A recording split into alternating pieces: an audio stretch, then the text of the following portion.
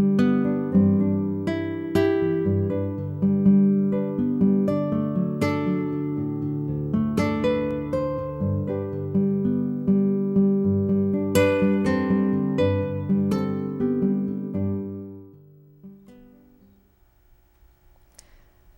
I'm Lonna Kelly, and this is Hudson Valley Art Speak, and today I'm talking to photographer Lori Adams. She works out of her studio in Hopewell Junction, and welcome today, Lori. It's good to be here. Thank you, Lonna. Yeah, thanks for coming. So tell me a little bit about yourself. I know that you went to Bard College, but you come from the Midwest? I do. Where it's flat and where there are lots of cornfields. Yeah. So here in the Hudson Valley, I sometimes feel a little claustrophobic with all the hills. That's funny. I've been out west, and I just so miss the hills. The hills and the trees, and the flatness kind of makes me a little bit crazy. It's different. Yeah, yeah. So how did you get to New York? I was always interested in photography and journalism, and in high school I had gotten an internship to work for a high school news service out of Washington, D.C. So I lived in Washington, D.C. for about a year, and deciding to go to college, I wanted to go to a school that had both photography and math. Mm-hmm. Bard College had that. I could get a major in photography and still study math. So here I am. So that's interesting, because I know that you've worked on a couple of science books for kids. Does that, yes, your math background kind of came together with photography on that? Well, indirectly. I mean, I feel like my mind works better when I am critically thinking, and working with math is so theoretical. I think it's somewhat visual too, because if I can shut my eyes and really visualize the concepts, I know that some people don't think of math that way, but I think of it as very visual. And as a result, when my mind is really functioning well, I'm a better photographer. Really? Yes. Really? Well, I know as a photographer, I always pre-visualize what my results will be, or, I could be driving along and it's like, you hear a click in your head, oh, picture, picture, picture kind of thing. Yes. Yeah, yeah. So why photography? Why, any reason you chose it over another art form, or? The cameras. These days, kids have, well, there were Game Boys and now iPhones and computers.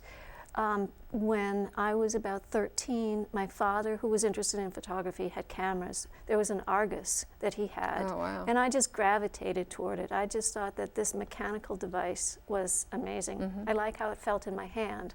Still, when I get a camera, it has to feel comfortable in my hands before I could, use it. And Newsweek had amazing photographs. William Klein was a photographer. I'm not sure if I saw him through Newsweek, but I enjoyed his images and just thought, how does he get these shots? That, and looking at photojournalism, which there was a lot of political reportage in Newsweek and Time magazine, and I think that was also an attraction to doing photojournalism and wanting to go to Washington, D.C. Do you do any documentary work? There's an image that you've done called Skateboards. Yes. And it's a great picture of kids with skateboards, and so is that part of a documentary series that you've worked on? Yes, it is. I think of it as storytelling, to try to get in images lots of information. So when someone looks at the image, they can get a sense of the place and the people that are there. That image in particular, I went to it was a skateboarding competition at the base of the Brooklyn Bridge on the Manhattan side, and it was filled with hundreds of dedicated skateboarders. And while there was a whole lot of activity going on, I didn't feel like my mission was to document the greatest tricks, but rather to do portraits and document the people, these young men and women that just were passionate about their sport. So that's what I really feel like I accomplished in that image. Uh-huh. And what about the music? I know you take pictures at festivals, and I've seen different work that you've done. In fact, I was with you one time when a photographer didn't show up at an event, and you just jumped right in and started taking the pictures for the people there, which was great. But tell me about your work at festivals and your work photographing musicians. It's kind of a side in a way, because I'm there as a volunteer to help with a stage at one of the festivals, and occasionally as an observer. But it's hard for me not to see things as a potential photograph. And I really enjoy participating, I guess, in that way, in trying to convey my impression of an event. And it's not just what's on the stage that's critical to me, it's people's reactions. Reactions really tell a story. So if someone is enjoying something and you show that in addition to the something, you get an image that has more depth to it. And that's always what I'm looking for, is depth. Depth. You are also currently teaching, aren't you? And I know that you're kind of spanning like the age range. You're working with seniors, but you've also worked a lot with teenagers, and you have some grant-funded work that you're doing. But I'm just looking at this work on the wall here. Why don't you tell me about what you're doing with the kids, and also with the lights? You know, obviously you're bringing something new to them. I think so. Photography now is so much more common than when I was growing up. Digital photography has just changed things so much. So you don't need to have the time and the money as much to process the film and then see the results. Digital does allow for much more experimentation. And what was done in these images up here utilizes long exposure techniques, where the camera can be open for as long as, in these cases, like 15 seconds. And there are various light sources, like glow wands or just flashlights lighting people up. Or in the case of the one in the middle, the young man who is, this is inspired by Beowulf. They did a series studying evil in literature, and Beowulf is one of the pieces that's studied. So I came in, funded by the Dutchess County Arts Council, to do a project where we're trying to visualize in photos the difference between good and evil, or what is good and what is evil. And it was marvelous, because the kids were broken into groups, and then they came up with an idea. I had explained the history of using long exposure photography in Duane Michaels in Surrealism, and we looked at Surrealism in painting with Magritte. So they had a little bit of a background, but then there was freedom for them to say, this is what I want to show. So the young man in the middle is, actually it's Beowulf holding Gwendole's head, and he's, you know, victorious. So they all involve some kind of motion. This one here, it's supposed to be good and evil. It's a superimposition of two figures, and this was done by one young woman sitting in the position and us exposing the camera, then covering the lens, the other young woman sitting in her spot, and then opening the lens again and putting more light on her.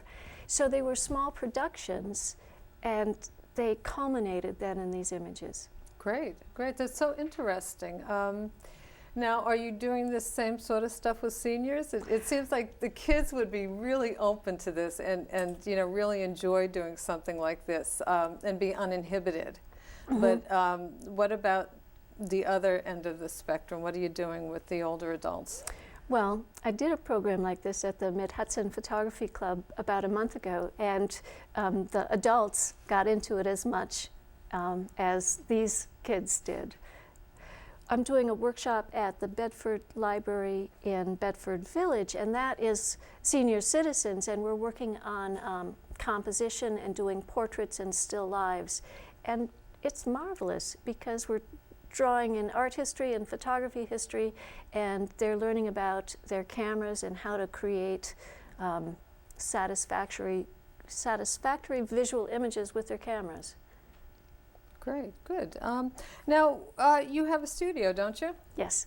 And you seem to use your studio for tons and tons of stuff. I'll get an e-newsletter from you, and you're doing portraits, and you're doing the light stuff, and you're doing outside, you're doing nature walks with people, combined with photography. So tell me about the portrait work you do. Oh, well, portraiture is a fun business to be in because sometimes someone walks in the door, it's the first time you've seen them, and you need to do a portrait of them that will supposedly convey their essence. So it's kind of an adrenaline high in a way, where what I love about photography, it gives you the license to stare. And it's hard when you don't have a camera sometimes to keep yourself from staring at people. So having a portrait of someone gives you the luxury of being able to study them. So there are photographers. August Sander was a German photographer whose work that I just adore because he was so diligent about trying to photograph really so many aspects of human nature and character that I so appreciate that. And I try to preserve that in the images that I do of people. I want these to be something that showed strength and character, integrity, beauty so much of the time. Something that when the people look at them, they're going to say, it looks like it was a very satisfactory experience. And you're doing a lot of, do you do copy work for, or work for artists, photographing and copying their work so that they can create prints? Yes. Often owning an original painting is out of some people's budgets, a really wonderful thing to do. Many artists have decided to make limited editions, and that's where a high quality digital reproduction comes in. And I'd say this might be where my math and science background comes in very handy because it's the most technical kind of photography really that I do, and where I can't put my spin on it. I can't say, I want to be creative with the artwork. My job is to show the artwork as the artist had intended, which means I get to look at wonderful artwork and then be a master technician in order to execute it. Right, right, great. We only have about a minute left, believe it or not. Time flies. So what do you have coming up? People can see your work on your website, Yes. laurieadams.com. And you told me you're doing some speaking and that you have a couple of shows coming up? Yes. Riverwinds Gallery in Beacon, New York. I'm going to be their April artist, and there'll be a lot of floral images, some of the botanical close-ups and outdoor close-ups.